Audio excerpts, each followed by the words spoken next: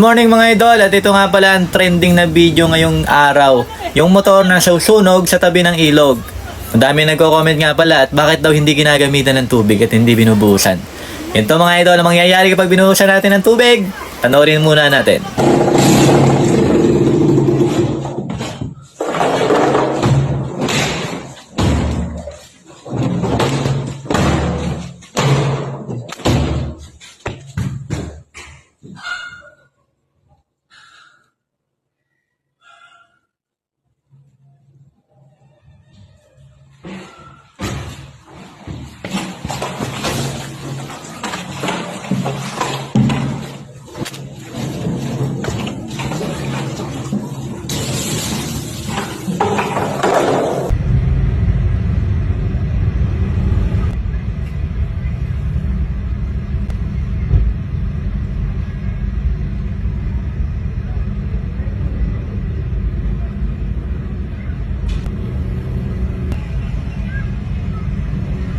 Nakita nyo mga idol, nung binuhusan ng tubig, mas lalong lumala yung sunog niya.